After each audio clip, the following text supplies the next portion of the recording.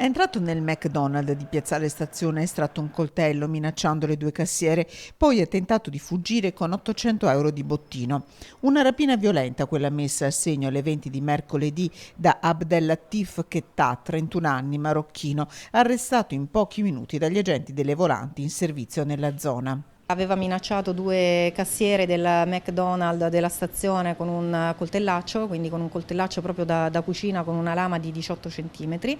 È stato possibile intercettarlo e individuarlo e bloccarlo senza che nessuno si sia fatto male, proprio grazie alla grande professionalità dei nostri poliziotti. Con l'ausilio del reparto prevenzione crimine siamo intervenuti.